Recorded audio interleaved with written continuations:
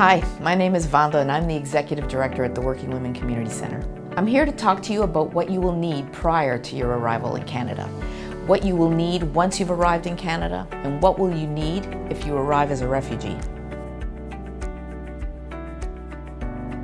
When you first reach out to the Canadian Embassy or the United Nations and register to come to Canada, the first thing you will need to do is register all of your family members, whether they're coming with you to Canada or not. This is a crucial step because if you do not register your family members, they will have to go through a separate process in immigration, and it will be difficult to sponsor them later on.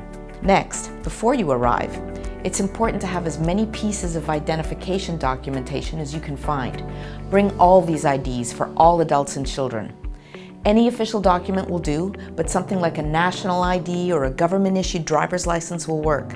Here's some of the additional documentation that you will need to bring if you have them. Birth certificates, marriage certificates, divorce certificates, school certificates, immunization records, and passports.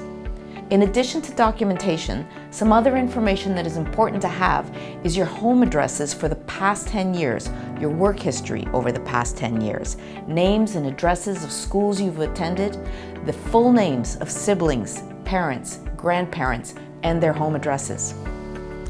If you are bringing children with you, it is equally as important to bring their documentation, including school certificates like report cards, immunization records, or custody records if you are divorced. It is important to have all documents translated into English or French. Once you first arrive, make sure that on your immigration document, your names, ages, and personal details of all of your family members are correct. This is of vital importance because it's not easy to change these details after you submit them. If there is a mistake, let immigration know as soon as possible. The Working Women Community Centre has dedicated settlement services to help you on your way. When you connect with federally funded settlement services, you are required to provide your immigration documents. After we assess your needs, we will help your family in their next steps after arrival, such as registering adults or children for school, referring to job search organizations, or referring you to health services, connecting you to a family doctor, and other services such as childcare. It is important to get involved in community and volunteer work to get Canadian experience. Knowing your community will help you integrate into Canadian culture faster and help you make friends along the way.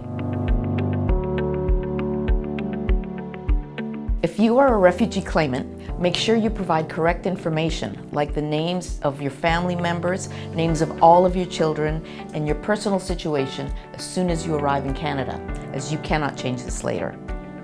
At this point, it's a good idea to connect to a community agency to guide you in the process. When you connect with community services, you are required to provide your immigration documents and other necessary personal pieces of information. Refugees will require an immigration lawyer that the government will pay for so that you can submit your claim. You will need to find immediate shelter and go to the social services office to get financial help. I hope this helps you as you make your way in Canada and begin your journey in your new country. Whether you are immigrating or a refugee, the Working Women Community Centre is here to help you complete the steps that you will need along the way.